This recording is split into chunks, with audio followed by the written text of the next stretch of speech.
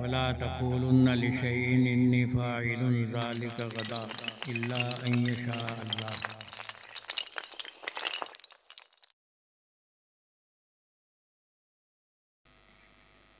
बिस्मिल्लाहिर्रहमानिर्रहीम।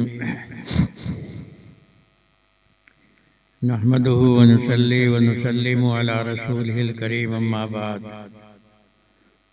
फ़अऊज़ु बिल्लाहि मिनश शैतानिर रजीम। बिस्मिल्लाहिर्रहमानिर्रहीम। वला तक़ूलुन्ना लिशैइन इन्नी फ़ाइलुन ज़ालिका गदा इल्ला अन यशा अल्लाह। सदक़ल्लाह। बहुत सारे काम हम करना चाहते हैं और उन कामों के लिए आज हम पूरा न कर सके तो कह देते हैं भाई कल करेंगे, परसों करेंगे। या ऐसे ही बहुत सारे वादे हम करते हैं, कल ये काम हो जाएगा, परसों हो जाएगा, तरसों हो जाएगा। लेकिन हम अल्लाह की रज़ा को यहाँ पर भूल जाते हैं। कायदे में हमें यहाँ इंशाअल्लाह कहना चाहिए, यानी अल्लाह ने अगर चाहा तो ये काम हम कल कर लेंगे या परसों कर लेंगे। अब अगर अल्लाह चाहते हैं और जब बंदा कोशिश करता है, अल्लाह को राज़ी करने की कोशिश करता है, तो फिर अल्लाह राज़ी भी हो जाते हैं, उसके दरवाजे भी खोल देते हैं। तो लफ्ज़ इंशाअल्लाह कहने का कुरान पाक हुक्म दे रहा है कि जब तुम कल के लिए कोई काम का वादा करो तो अल्लाह के लिए कह लिया करो, इंशाअल्लाह कह दिया करो।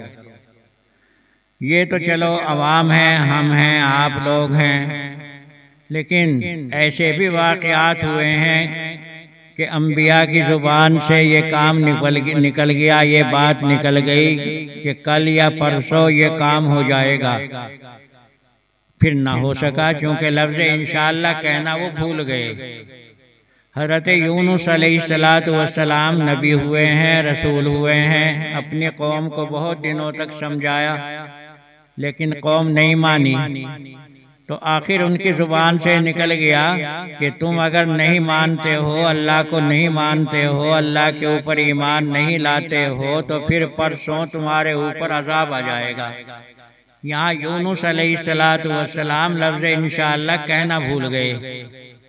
अब ये जो परसों का दिन आना शुरू हुआ और अल्लाह के अज़ाब आने की कोई शक्ल, कोई सूरत किसी को नज़र न आई, तो यूनुस अलैहिस्सलातु वस्सलाम अब घबराए। उधर कौम के लोग मजाक उड़ाने लगे, कहाँ गया यूनुस, वो अल्लाह का अज़ाब, तुम तो वैसे ही झूठ बोलते हो, ये कहते हो। हालांकि यूनुस नबी थे और नबी की बात को अल्लाह बहुत पूरा करते हैं, लेकिन लफ्ज़ इंशाअल्लाह न कहने की वजह से यूनुस अलैहिस्सलातु वस्सलाम की पकड़ हो गई। अब यूनुस अलैहिस्सलातु वस्सलाम घबराए और घबरा करके वहाँ से चल दिए। रास्ते में दरिया पड़ा। अब दरिया को पार करने के लिए कश्ती में बैठना था, कश्ती में सवार हो गए। कश्ती जब चली तो कश्ती डगमगाने लगी, डूबने के करीब हो गई। मल्ला ने ऐलान किया कि देखो, अगर कोई आदमी तुम्हारे में अपने मालिक का भागा हुआ हो तो वो कश्ती में से कूद जाए। मेरा तजर्बा यह है कि अगर कोई भागा हुआ आदमी, भागा हुआ गुलाम कश्ती में बैठ जाता है तो वो कश्ती डूब जाती है। हज़रत यूनुस अलैहिस्सलातु वस्सलाम खड़े हो गए, कहने लगे मैं ही एक ऐसा आदमी हूँ जो अपने मालिक से भागा हूँ। क्योंकि नबी थे, फौरन वही ख्याल गया कि मैं अल्लाह की मर्जी के बगैर, अल्लाह की इजाज़त के बगैर चला हूँ, तो गोया कि मैं अल्लाह से भागा हुआ हूँ। सूरत, शक्ल सूरत देख करके लोग कहने लगे ये आप तो बहुत भले आदमी मालूम होते हैं, तुम कैसे भाग सकते हो अपने आका से, अपने मालिक से। लेकिन यूनुस अलैहिस्सलातु वस्सलाम ने कहा कि नहीं, मैं ही भागा हुआ हूँ। और आखिर यूनुस अलैहिस्सलातु वस्सलाम दरिया में कूद पड़े। इधर दरिया में कूदे, उधर खुदा की कुदरत देखो, फौरन मछली आई और मछली ने यूनुस को निगल लिया। जब यूनुस अलैहिस्सलाम मछली के पेट में थे तो उस वक्त वो अल्लाह की तस्बीह, अल्लाह की तारीफ शुरू की। ऐ अल्लाह तू ही पाकीज़ा है, गुनहगार तो मैं ही हूँ, मुझसे ही गलती हुई है। मछली के पेट में एक ज़माने तक रहे और फिर अल्लाह को रहम आया, तब मछली ने आकर के बाहर यूनुस अलैहिस्सलाम को निगला और बाहर आकर के फिर अल्लाह ने उनके लिए साया पैदा कर दिया। कद्दू की एक बेल ऊपर उगा दी, उसके नीचे कुछ सांस लिए यूनुस ने। खैर बहरहाल कहने का मकसद ये है कि देखो अल्लाह का एक नबी, एक रसूल, जबकि अल्लाह की रहमतें अंबिया की तरफ उतरती हैं, लेकिन उन्होंने अपनी बात में, अपने दावे में अल्लाह को शामिल नहीं किया, तो कितना बड़ा इम्तिहान हुआ। इतना बड़ा इम्तिहान हुआ कि एक ज़माने तक दरिया के किनारे पड़े रहे। कद्दू की बेल ने साया कर लिया, उधर से एक हरनी आकर के रोजाना सुबह और शाम दूध पिलाने लगी, तब यूनुस अलैहिस्सलाम में जान आई। तो इंसान को चाहिए कि अपनी हर बात में वो अल्लाह को शामिल कर ले। अगर अल्लाह को शामिल कर लेता है और मानो कसम भी खा लेता है तो अव्वल तो अल्लाह उसकी कसम को पूरा करा देंगे, लेकिन अगर कसम पूरी ना भी हुई तो इसके जिम्मे कोई गुनाह नहीं, क्योंकि इसने तो लफ्ज़ इंशाअल्लाह कह दिया था। और ये जरा सा एक लफ्ज़ है, इसे हम अक्सर भूल जाते हैं। अगर आप अल्लाह के साथ अपना जोड़ लगा लें तो ये इतनी बड़ी नेमत, इतना बड़ा इनाम अल्लाह की तरफ से हो जाता है कि हर चीज़ आपके साथ देती है, हर चीज़ आपकी गुलाम बन जाती है। क्योंकि कायदा यह है कि ऊपर से जो चीज़ आती है उसके साथ में अल्लाह की एक कुदरत होती है। इसीलिए नबी करीम सल्लल्लाहु अलैहि वसल्लम जब पहली बारिश होती तो पहली बारिश की बूंदों को अपने हाथों पर उठा लेते और उन्हें अपने मुंह से रगड़ लेते और ये कहते कि ये वो बूंदें हैं जो अल्लाह की तरफ से आई हैं, लिहाजा हमें इनसे भी मोहब्बत करनी चाहिए। जब कभी पहला फल आता, चाहे बेल के ऊपर कोई पहला फल लगता या दरख्त के ऊपर पहला फल लगता, तो नबी करीम सल्लल्लाहु अलैहि वसल्लम उस पहले फल को खाने की कोशिश करते और कहते कि ये सबसे पहला फल है जो अल्लाह की तरफ से आया है। तो जिन्हें जिस चीज़ से मोहब्बत और ताल्लुक़ होता है तो वो उसी का नाम लेना गवारा करते हैं, उसी की चीज़ से वो प्यार करते हैं, उसी की चीज़ से वो मोहब्बत करते हैं। और कायदे की बात तो ये है कि जो अल्लाह वाले लोग हैं, जिन्हें हम अल्लाह वाले कहते हैं, अगर उनकी हम शक्ल सूरत भी बना लेना, यानी जिसे कहते हैं नकल उतारना, तो उससे भी फ़ायदा हो जाता है। जब नबी करीम सल्लल्लाहु अलैहि वसल्लम मदीने में आए तो उस वक्त तक अजान का हुक्म नाजिल नहीं हुआ था। नमाज तो फर्ज हो चुकी थी लेकिन अजान का हुक्म नहीं आया था। सवाल ये था कि लोग किस तरीके से जमात के लिए इकट्ठे हों, वक्त किसी को मालूम नहीं था किस वक्त में जमात खड़ी होगी। तो सहाबा ने मशवरा किया, किसी की राय ये हुई कि ऐसे वक्त में आग जला दी जाया करे ताकि आग को देख करके नमाज जमात से पढ़ने वाले मस्जिद में आ जाएं।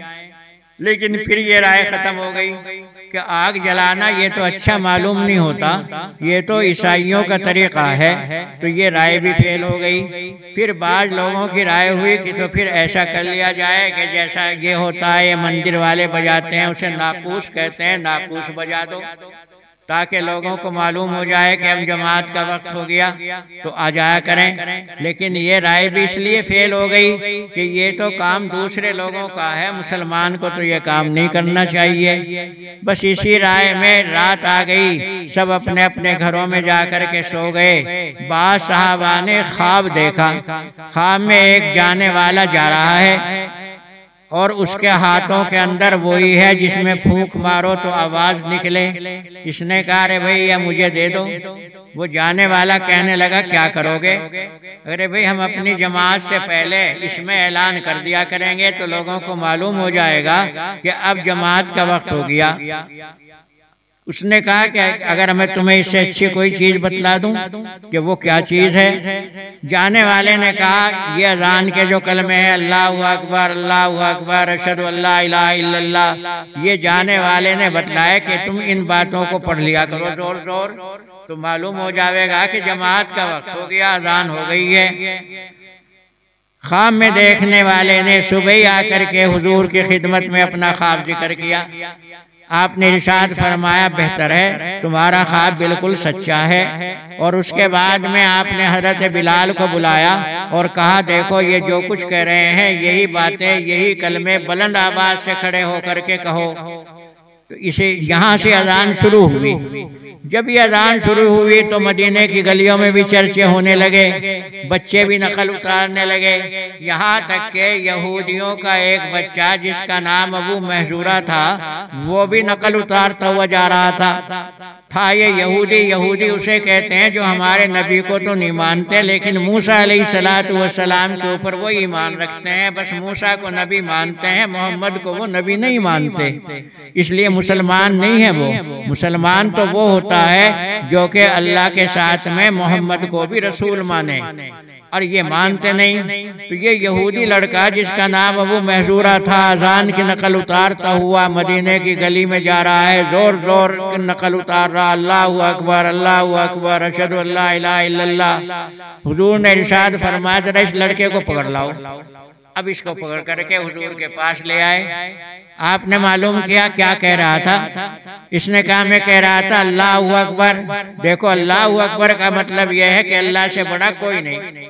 इसे सब मानते हैं, यहूदी भी मानते हैं, ईसाई भी मानते हैं, बल्कि अहले हुनूद भी मानते हैं। सब कहते हैं भाई वो तो सबसे बड़ा है। तो अल्लाहु अकबर तो इस लड़के ने कह दिया। फिर आगे क्या कह रहे थे?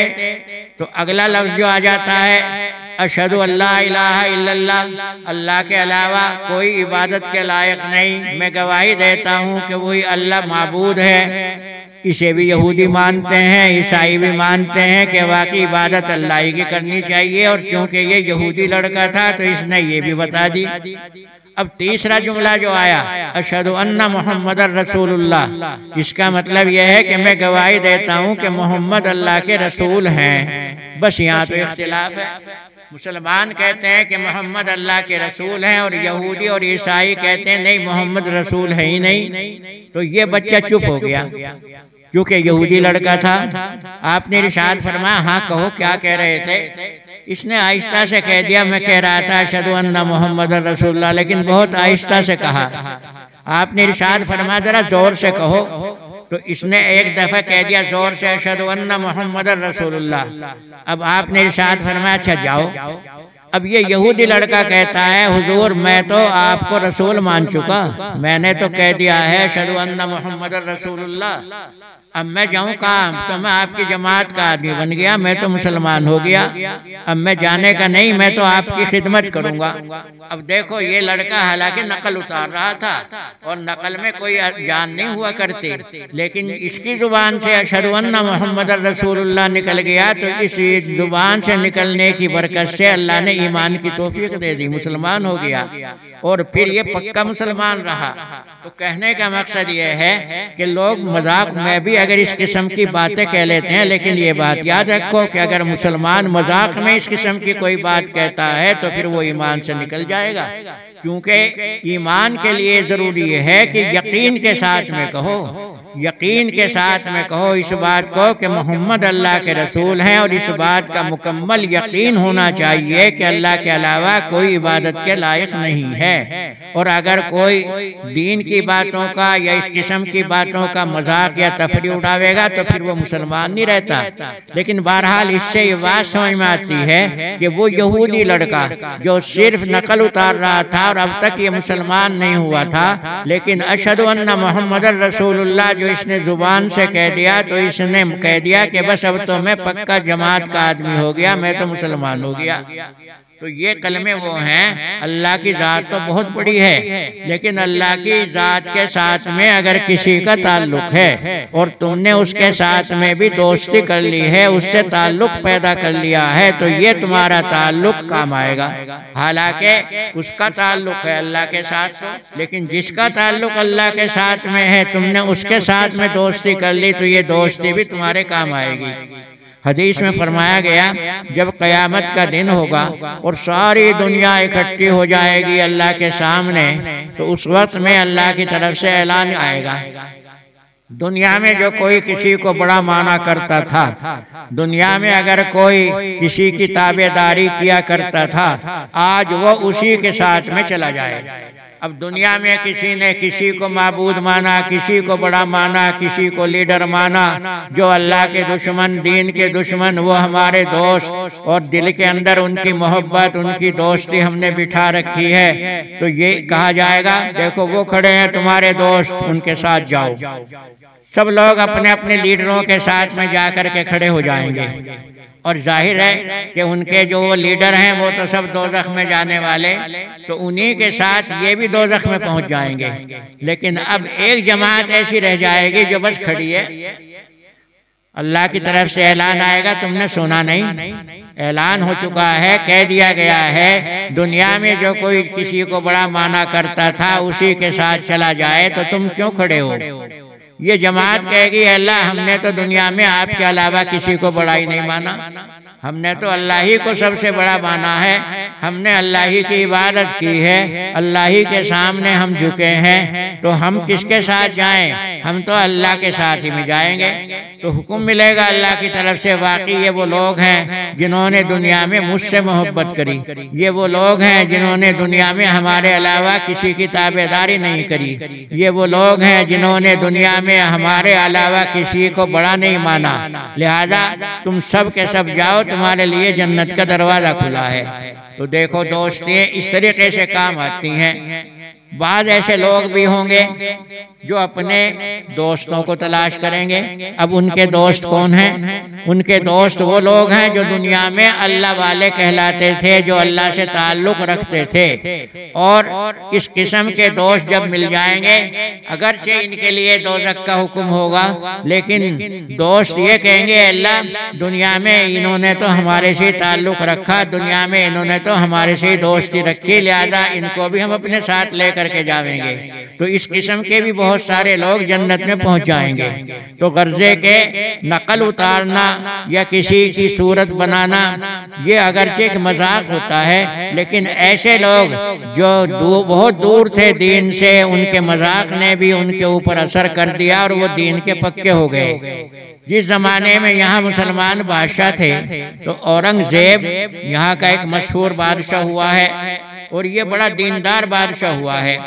यहाँ के लोग जो हैं वो तो इसे बुरा कहें, यहाँ के लोग जो खालिस इस मुल्क के रहने वाले, वो तो औरंगजेब के अंदर दुनिया भर के ऐब निकालते हैं। लेकिन नहीं, औरंगजेब जो था दीनदार बादशाह था, कुरान पाक का यह हाफिज था। ये जब तक हुकूमत के ऊपर रहा है तो इसने कभी हिंदुस्तान के खजाने से तनख्वाह नहीं ली। कुरान शरीफ लिखा करता था या इसी तरीके से टोपियाँ बनाया करता था, उससे जो आमदनी हो जाती उसके ऊपर इसकी गुजरती। इतना दीनदार बादशाह था ये। लेकिन यहाँ की एक बिरादरी जो है, न मालूम क्यों उसके अंदर ऐब निकालती है।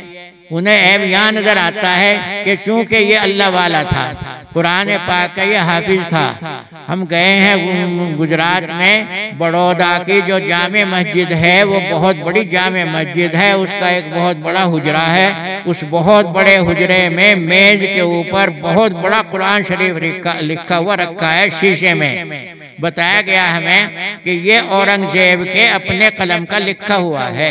ये औरंगजेब वही है जिसे लोग आलमगीर कहते हैं, नाम इनका औरंगजेब है। तो ये बादशाह इतना दीनदार बादशाह हुआ है। एक मर्तबा इसके यहाँ एक औरत आ गई, अपने बच्चे को लेकर के आई, कहने लगी, अजी इस बच्चे ने कुरान पाक हिफ्ज़ कर लिया है, मुझे ये पता चला है तुम भी कुरान के हाफिज हो, तो मैं ये चाहती हूँ कि तुम खुद इस बच्चे का कुरान शरीफ सुनो। औरंगजेब ने कहा ठीक है, मुझे इसके ऊपर कोई एतराज नहीं, लेकिन तुम ये बताओ ये तुम्हारा बच्चा मेरे साथ खाना खाया करेगा या बादशाही खजाने से खाना खाएगा? औरत ने तो बेचारी ने ये सोचा कि बादशाह बहुत शानदार खाना खाता होगा, इसलिए उसने कहा ये तो आप ही के साथ खाएगा। रमजान का महीना गुजरा, बच्चा कुरान शरीफ पूरा करके गया, तो माँ तो ये समझ रही थी कि हमारा बच्चा बड़ा मोटा ताज़ा होकर के आवेगा, बादशाह के साथ खाना खाया है, न मालूम बादशाह क्या क्या खाता होगा। लेकिन बच्चा तो अपने पहले वजूद से भी कम होकर के गया, हारा हुआ बच्चा, थका हुआ। माँ कहने लगी अरे तू बादशाह के साथ खाना खाया करता था और ये तेरा हाल क्या हो रहा, तू मोटा ताज़ा होकर के क्यों नहीं आया? तो इस बच्चे ने कहा माँ क्या पूछती हो, पूरा महीना रमजान का मैंने बादशाह के साथ खाना खाया है, लेकिन इस बादशाह के दस्तरखान पर सिवाय मसूर की दाल के और कुछ मैंने देखा ही नहीं। कि बादशाह भी तुम्हारे साथ खाना खाता था कि हाँ बादशाह भी मेरे साथ खाना खावे था, ये नहीं कि बादशाह कोई अलहदा खावे था। तो कितना दीनदार ये बादशाह था, लेकिन इन दुनिया के लोगों को तो सिवाय ऐब के कुछ नजर ही नहीं आता। जो अच्छे लोग हैं उन्हीं के अंदर ये ऐब तलाश करते हैं। इसलिए लोग कहते हैं साहब औरंगजेब तो बड़ा जालिम था, ऐसा था। इन लोगों को ये नजर नहीं आता कि अगर औरंगजेब इतना जालिम बादशाह था और उसने यहाँ जबरदस्ती हिंदुओं को मुसलमान बना लिया है, तो इस मुल्क के अंदर आखिर मुसलमान थोड़े क्यों रहे? फिर तो सब में ज्यादा मुसलमान यही होने चाहिए थे। उस जमाने में किसी और की तो राय चलानी करती थी, बादशाह का हुक्म चलता था। तो खैर ये औरंगजेब बादशाह, इसके यहाँ एक बहरूप आ गया। बहरूप ये जानते ही हो, ये फिरता रहे तुम्हारे गांव में भी, कहीं सिपाही की सूरत बना करके, कभी दरोगा की सूरत बना करके। तो ये एक दरोगा की सूरत बना करके बादशाह के यहाँ पहुंचा। बादशाह ने कहा ऐसी सूरत बना करके आओ जो मैं धोखा खा जाऊं। आज मैं धोखा नहीं खा रहा तुम्हारे से, मैं समझ गया हूं तुम तो एक पुलिस के आदमी हो। ये बहरूपिया उठ करके वहां से आ गया। जमाना गुजर गया। जमाना गुजरने के बाद एक वक्त वो आया जब औरंगजेब हिंदुस्तान के दक्खनी इलाके के ऊपर हमला करने की तैयारी कर रहा था। वजीरों ने राय दी कि बादशाह सलामत, आपने बहुत बड़ा इरादा किया है इस मुल्क के ऊपर, मुल्क के दक्खनी इलाके के ऊपर आपको दिल्ली से फौज लेकर के जाना है। हमने सुना है वहाँ जंगल में एक अल्लाह वाले बैठे हैं, तुम उनसे जाकर के दुआ करा लो। बादशाह जंगल में पहुंचा, देखा कि वाकई एक अल्लाह वाले बैठे हैं, चारों तरफ लोगों में उनके चर्चे हैं, लोग उन्हें कहते हैं बहुत बड़े अल्लाह वाले हैं, बड़े बुजुर्ग हैं। बादशाह भी उनके दरबार में पहुंचा, जाकर के सलाम किया और सलाम करने के बाद अपनी दरख्वास्त पेश की, हुजूर वाला मेरा इरादा फला इलाके में हमला करने का है, आपकी खिदमत में दुआ के लिए हाजिर हुआ हूँ। अब ये जो था अल्लाह वाला हंसने लगा। ये असल में अल्लाह वाले की सूरत बना करके वहां पर बैठ गया था। ये वही बहरूपिया था जिसके बारे में बादशाह ने ये कहा था कि ऐसी सूरत बनाओ जो मैं धोखा खा जाऊं। ये वही बहरूपिया था। इस अल्लाह वाले ने कहा बादशाह सलामत, आपने मुझे पहचाना नहीं? कि नहीं मैंने नहीं पहचाना, कि मैं वही शख्स हूँ जिसके बारे में एक दफे आपने ये कहा था वो सूरत बनाओ जिस सूरत से मैं धोखा खा जाऊं। आज देखो आप धोखा खा गए। बादशाह ने कहा वाकई मैं धोखा खा गया हूँ, अब मांगो क्या मांगते हो, जो मांगते हो वही इनाम दूंगा। लेकिन बहरूपिया ने कहा देखो बादशाह सलामत सिर्फ नकल उतारने के लिए बैठा था, आपको धोखा देने के लिए बैठा था कि बादशाह मुझे अल्लाह वाला समझ जाए। बैठा तो था धोखा देने के लिए, लेकिन अब सब कुछ गया मेरी नजरों से। अल्लाह का नाम मैंने बनावटी तरीके से लिया था, लेकिन आज वो अल्लाह मेरे दिल में इतना बैठ गया है कि दुनिया की कोई कीमत मेरी नजरों में नहीं। अब अगर आप मुझे हिंदुस्तान की हुकूमत भी दें तो मैं इसके देने को तैयार नहीं हूँ। तो देखो सिर्फ सूरत बनाई थी अल्लाह वालों की, सूरत बनाने के ऊपर ही ये असर आ गया कि ये कहता है ये बहरूपिया बादशाह सलामत मुझे तुम्हारी हुकूमत की जरूरत नहीं। तो भाई अल्लाह का नाम ले लिया करो अपने हर काम के साथ में। इंशाअल्लाह तुम्हारे कामों में बरकत होगी। लेकिन ताज्जुब तो यह है कि हम इतना काम भी नहीं कर सकते, खाली दावे करते रहेंगे, खाली वादे करते रहेंगे। अरे ये खाली वादे जब ही तो पूरे होंगे जब अल्लाह को इसके साथ में तुम शामिल कर लोगे। उसके बगैर आपको कोई चीज मिलने वाली नहीं है। लिखा है कि उलमा ने ये जो आपको दवा दी जाती है, हुक्मा लोग, डॉक्टर लोग दवा देते हैं, दवा को जब तक अल्लाह की तरफ से हुक्म नहीं मिलता कि तुझे फला मरीज को फायदा देना है, उस वक्त तक ये दवा कोई फायदा नहीं देती। कहते रहते हैं लोग, हम हर डॉक्टर के पास हो आए, हर डॉक्टर के पास हो आए, लेकिन आराम नहीं मिला। क्यों नहीं मिला? इसलिए कि ये दवा जो दी गई है, इस दवा को अल्लाह की तरफ से हुक्म ही नहीं मिला। और अगर उधर से हुक्म मिल गया तो एक राख की चुटकी अगर किसी ने दे दी तो वही आराम दे देती है। तो हुक्म तो असल उसका चल रहा है, लेकिन हमारी नजरों में वो हुक्म आ ही नहीं रहा। हम तो इस दुनिया के चक्कर में ऐसे फंस गए कि हमें तो सब कुछ ये नजर आता है, मेरा फला दोस्त, मेरा फला मददगार, फला लीडर, फला साथी, कुछ नहीं है। अगर अल्लाह की तरफ से हुक्म मिलता है तो सब हैं, और अगर अल्लाह की तरफ से हुक्म नहीं मिलता है तो कुछ भी नहीं है। अब हर आदमी ये तो सोचता है कि कोई अल्लाह वाला मिले तो मेरा काम बन जाए, लेकिन हाल क्या हमारा?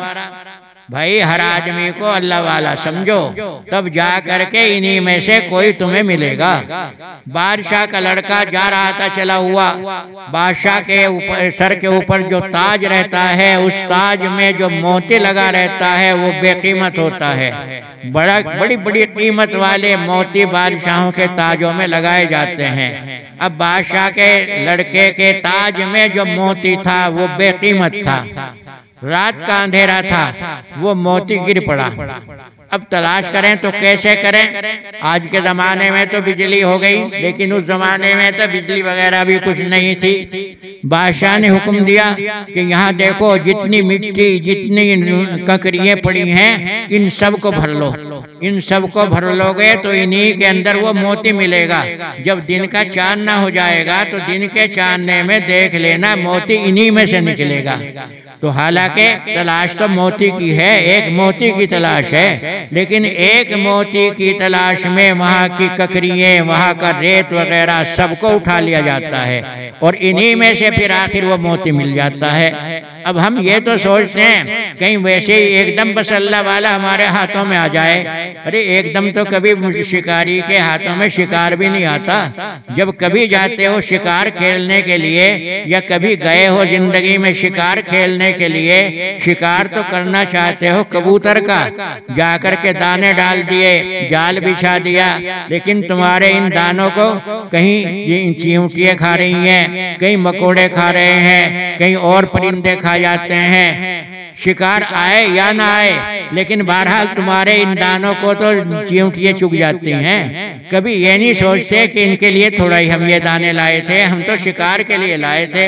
तो ऐसे ढूंढ लो, ऐसी मिसाल है। दुनिया को खिलाओ, दुनिया की तारीफें करो, दुनिया की खिदमतें करो। हो सकता है इन्हीं के अंदर कोई ऐसा अल्लाह वाला मिले कि उसकी बरकत से हमारे काम बन जाए। और बरकत को ये मत सोचो, बहुत से लोग बरकत को यहीं तक समेट लेते हैं कि बस दुनिया का काम बन गया, नौकरी मिल गई, या दुनिया का काम बन गया, हमारा रोजगार लग गया, फसल अच्छी पैदा हो गई। नहीं, इनकी बरकत वहाँ नजर आएगी जहाँ कोई भी मददगार नहीं होगा। वहाँ पता नहीं चलेगा, वहाँ पता चलेगा कि एक आदमी से मोहब्बत करने से हमें कितने खजाने मिल गए। तो भाई कुरान पाक की आयत हमें ये कह रही है कि जब किसी काम के करने का कोई वादा करो या कोई इरादा करो तो लफ्ज़ इंशाअल्लाह कह लिया करो। इसे अपनी जिंदगी में शामिल कर लो। महज तकरीरें सुनना मकसद नहीं, कुछ अमल की भी कोशिश करो। अल्लाह हमें मुकम्मल तरीके से अमल करने की तौफीक अता फरमाए। व आखिरु दावाना अनिल हम्दुलिल्लाहि रब्बिल